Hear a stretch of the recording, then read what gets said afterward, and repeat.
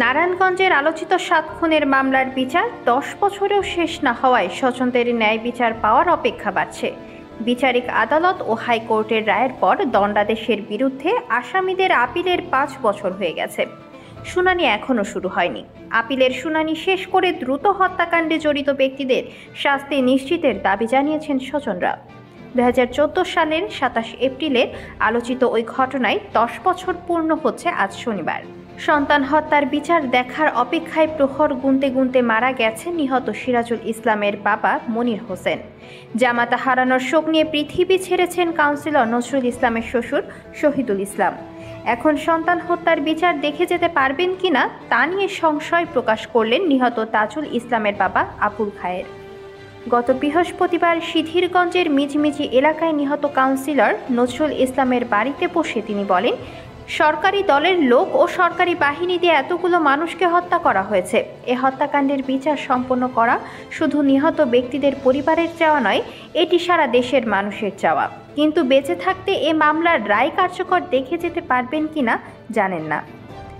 ২০১৪ সালের ২৭ এপ্রিল ঢাকা নারায়ণগঞ্জের লিংক রোডের লামাপাড়া এলাকা থেকে সিটি কর্পোরেশনের তৎকালীন প্যানেল মেয়র নজরুল ইসলাম সহ ৫ জনকে অপহরণ করা হয়। বিষয়টি দেখে ফেলায় নারায়ণগঞ্জের আইনজীবী চন্দন সরকার ও তার গাড়ি চালক ইব্রাহিমকেও অপহরণ করা হয়।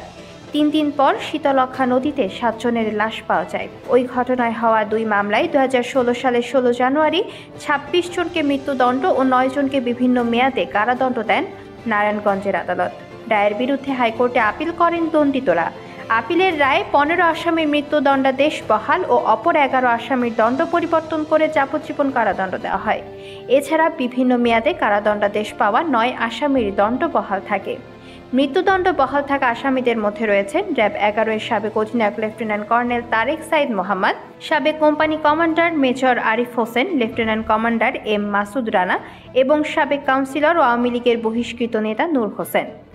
জেলা ও দায়রা জজ আদালতের সরকারি কৌঁসুলি মনিরুজ্জামান বুলবুল বলেন, ৭ খুনের মামলাটি বর্তমানে সুপ্রিম কোর্টের আপিল বিভাগের শুনানির অপেক্ষায় রয়েছে।